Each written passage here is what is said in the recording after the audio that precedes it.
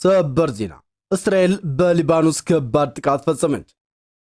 እስራኤል ከሂዝቦላ ጋር የተደረሰውን የተኩስ አቁም በመጣስ በምስራቅና በደቡብ ሊባኖስ በሚገኙ የሂዝቦላ የጦር ካምፖች ናቸው ያላቸውንና ወሳኝ የተባሉ የሊባኖስ መሠረተ ልማቶችን በጦር ጄቶች ደብድበዋል። በሌላ ሰበር ዜና በጋዛ በሁለት ዓመት ያለ ረፍት ከሐማስ ጋር ጦርነት ውስጥ የነበረው እንዲሁም ከሊባኖሱ ታጣቂ ኃይል ሂዝቦላና ከየመኑ ሐውቲ ጋር ፊልሚያ ሲያደርግ የሰነበተው የእስራኤል ጦር በመጨረሻም የኢኮኖሚ ድቀት ውስጥ መግባቱንና ለሌላ ጦርነት ዝግጁ አለመሆኑን ይፋ አድርጓል። ጦሩ ለኔታንያሁ ቢሮ በላከው መርዶ ባለፉት ዓመታት በተደረገው ጦርነት የጦር መሳሪያ ካዝናው መማጠጡን ይፋ አድርጎም ለሌላ ጦርነት አሁን ላይ በቂ የሆነ ትጥቅ እንደሌለውና ዝግጁ አለመሆኑን ይፋ አድርጓል። ኤርትራ ከኢትዮጵያ ጦር አቅሏን የሚያስታት መርዶ በአደባባይ ሰምታለች። በቦሌም ይሁን በባሌ የባህር በር ባለቤትነታችን ለማረጋገጥ የሚያስችል ቁመና ላይ እንገኛለን ሲሉ የጦሩ መሪ አፍርጠውታል። የመከላከያ ጦር ኃይሎች አዛዥ ፊልድ ማርሻል ብርሃኑ ጁላም ባስተላለፉት መልእክትም ላለፉት 30 ዓመታት ተኝተናል፣ አሁን ግን ላንተኛ እንደ ሀገር ነክተናል፣ የሀገራችን የህልውና ጥያቄ የሆነውን የሰላም የልማትና የባህር በር ተጠቃሚነትን እናሳካለን ሲሉ አጽንኦት ሰጥተዋል። በተያዘ መረጃ ከኤርትራ ጋር ያለውን ችግር በሽምግልና መፍታት እንፈልጋለን ሲሉ አምባሳደር ዲና ሙፍቲ ደግሞ ተናግረዋል። ሌሎች መደመጥ ያለባቸውን በዕለቱ የተሰሙና የተመራረጡ ሰበር መረጃዎችን ታዳምጣላችሁ። አዳዲስ ዓለም አቀፍ ትኩስና ሰበር መረጃዎች ሲለቀቁ በፍጥነት እንዲደርሶት ቻናላችንን ሰብስክራይብ በማድረግ የደወል ምልክቷን ይጫኑ። ላይክ እና ሼር በማድረግ እስከ ፍጻሜ አብራችሁን ቆዩ። መልካም ጊዜ።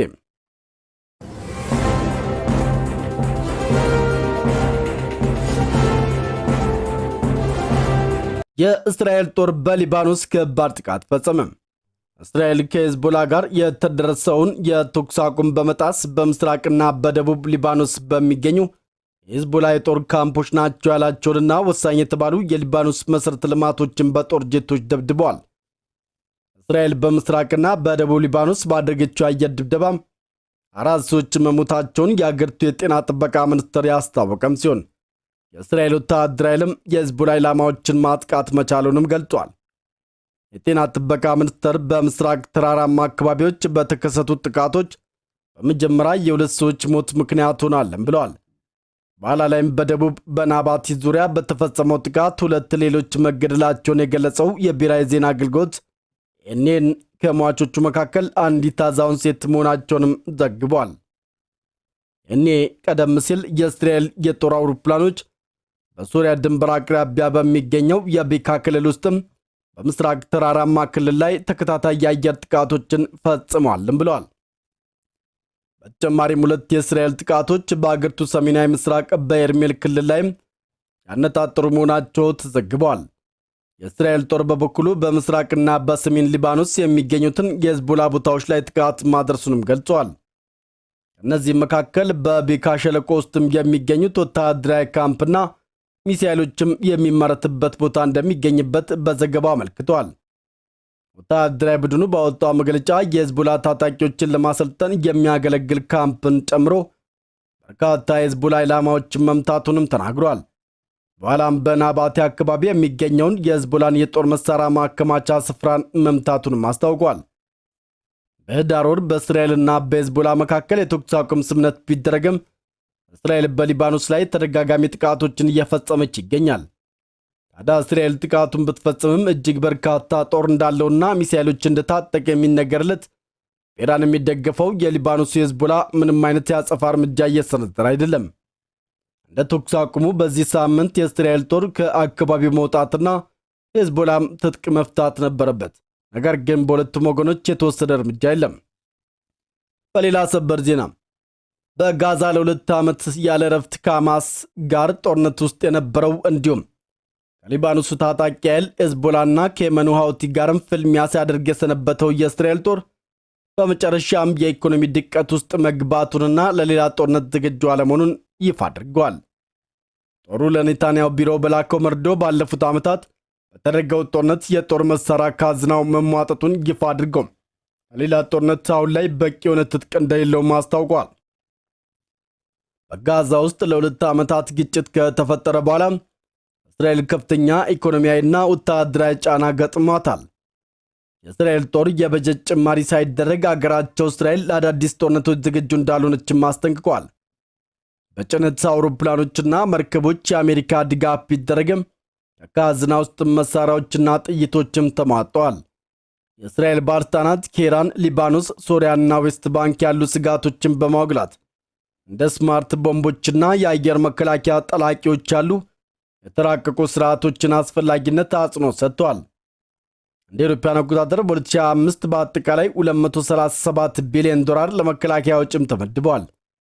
ጠቅላይ ሚኒስትር ኔታንያሁ የእስራኤልን ወታደራዊ ዝግጁነት እንደገና በሚገነቡበት ጊዜ ኢኮኖሚውን ማረጋጋት ይችሉ እንደሆነ ጥያቄዎችም ተነስቶባቸዋል። የመከላከያ ባለስልጣኖችም ወታደራዊ መዋቅርን፣ የጦር መሳሪያ ክምችቶችንና የአገር ውስጥ መከላከያ ኢንዱስትሪ መልሶ ለመገንባት አስቸኳይ መዋለ ንዋይ እስካልተደረገ ድረስ ወታደራዊ ኃይሉ አሁንም ለረጅምና ለብዙ ግንባር ግጭት ዝግጁ እንዳልሆነ እያስጠነቀቁ ነው። ከሐማስ ጋር አቅዳ ወደ ጦርነት የገባችው እስራኤል በድንገት ከሄዝቦላና ከሁቲ ጋር ያደረገችው ጦርነት ካዝናዋን አሟጦታል። በ8 ግንባሮች ባደረገችው ውጊያም 900 የጦር አውሮፕላኖችና 150 የጦር መርከቦችን የተጠቀመች ሲሆን አብዛኛው ወታደራዊ እርዳታው ከአሜሪካ እንደተደረገም ዘገባ አመልክቷል። እስራኤል በአጠቃላይ ለሚሳኤሏ $400,000 ወጪ ያወጣች ሲሆን እያንዳንዱ አሮ 3 የሚሳኤል መቃወሚያ ደግሞ $3 ሚሊዮን ትቀፈቅፋለች። በሌላ ዜና ኤርትራ ከኢትዮጵያ ጦር ከባድ መርዶ ሰምታለች። በቦሌም ይሁን በባሌም የባህር በር ባለቤትነታችንን ለማረጋገጥ የሚያስችል ቁመና ላይ እንገኛለን። ያለፉት 30 ዓመታት ተኝተናል። አሁን ግን ለአንተኛ እንደ ሀገር ነቅተናል።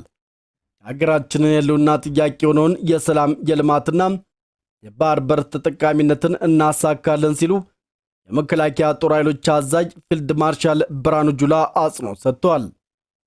118ኛው የኢትዮጵያ መከላከያ ሰራዊት ቀን የማትደፈር ሀገር የማይበገር ሰራዊት በሚል መሪ ሐሳብ በባህር ኃይል ማሰልጠኛ ትምህርት ቤትም ተከብረዋል። ፊልድ ማርሻል ብርሃኑ ጁላ በዚህ ወቅትም ባስተላለፉት መልእክትም ሀገራችን የተፈጥሮ ሀብቷን እንዳትጠቀም የሚፈልጉ ታሪካዊ ጠላቶች አሉም ብለዋል። በእነዚህ ጠላቶች ሴራ ኢትዮጵያ በውስጣዊ ግጭት ላይ እንድታተኩርና ለዘመናት በድህነትና ኋላ ቀርነት እንድትቆይም መደረጓን አስገንዝበዋል። በሰራዊታችን ጀግንነት፣ በህዝባችን ድጋፍና በመሪዎቻችን በሳል አመራር ሰጭነትም ዜራውን በመፍጣጠስ ወደ ሰላምና ልማት እየተሸጋገርን እንገኛለን ያሉትም አሁን ላይም የታሪካዊ ጠላቶቻችንና የባዕዳን አቤት ባይ ኃይሎችን እኩይ ሴራ በማክሸፍ የልማት የሰላምና የመንሰራራት መንገዳችንን ጀምረናለን ብለዋል። ኢትዮጵያን ለማፍረስ የሞከሩ ኃይሎች ፈርሰው የአገርና የተቋማቱን ሁለንተናዊ አቅም እየጨመረ መምጣቱን አመልክተዋል። ኢትዮጵያ ነፃነቷን፣ ሉዓላዊነቷን ከትውልድ ወደ ትውልድ እንዲሸጋገር በርካታ መስዋዕትነት መከፈሉንም አስታውሰዋል። ላለፉት 30 ዓመታት ተኝተናል፣ አሁን ግን ለአንተኛ እንደ ሀገር ነቅተናል ያሉት ፊልድ ማርሻል ብርሃኑ ጁላ የሀገራችን የህልውና ጥያቄ የሆነውን የሰላም የልማትና የባህር በር ተጠቃሚነትን እናሳካለን ሲሉ አጽንኦት ሰጥተዋል። የሀገር መከላከያ ሰራዊትን በማጠናከር ሰላማችንና የባህር በር ባለቤትነታችንን ለማረጋገጥ የሚያስችል ቁመና ላይ እንገኛለን ማለታቸውንም የመከላከያ ኦንላይን ሚዲያ ለፋና ዲጂታል ገልጿል። ይህ በእንዲህ እንዳለ ከኤርትራ ጋር ያለውን ችግር በሽምግልና መፍታት እንፈልጋለን ሲሉ አምባሳደር ዲና ሙፍቲ ተናግረዋል። የተወካዮች ምክር ቤት አባልና የውጭ ግንኙነትና ደህንነት ጉዳዮች ኮሚቴ ሊቀመንበር የሆኑት አምባሳደር ዲና ሙፍቲ የኢትዮጵያ ሕዝብና መንግስት ከኤርትራ ጋር ጦርነት ውስጥም የመግባት ፍላጎት እንደሌላቸው ገልጸዋል። አምባሳደሩ ትላንት በሰጡት ቃለ ምልልስም የባህር በር እጦት ለኢትዮጵያ ኢኮኖሚ ደህንነትና መረጋጋት ፈተና መሆኑን ጠቅሰው አገሪቱ የባህር በር ለማግኘት የምታደርገውን ሰላማዊና ዲፕሎማሲያዊ ጥረት እንደምትቀጥል አስታውቋል። ለወደፊት የአገሪቱ ኢኮኖሚ ባህር በር ወሳኝ ሆኖ መገኘቱንም አስረድተዋል።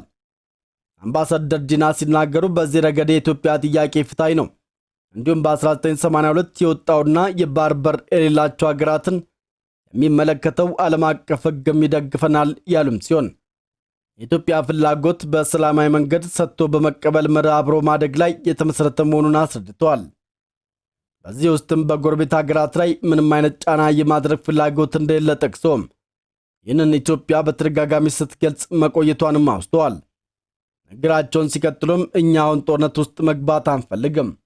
በአሁኑ ወቅትም የኢትዮጵያ ሕዝቦች ፍላጎት ማደግና ተባብረው ከችግርና ከድህነት ውስጥ መውጣት ነው ያሉት አምባሳደር ዲና በዚህ የተነሳ ኢትዮጵያ በጎረቤቷ ኤርትራ ላይ ጦርነት ውስጥም የመግባት ፍላጎት እንደሌላትም አስረድተዋል።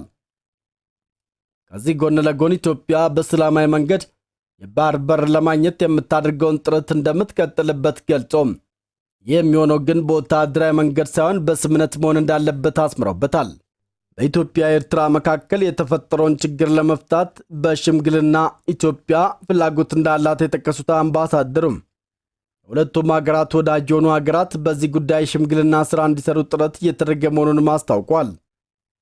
አምባሳደር ዲና ይህ ሽምግልና ካልታካ ኢትዮጵያ ወደ ፍርድ ቤት ልትሄድ እንደምትችልም ፍንጭ ሰጥተዋል።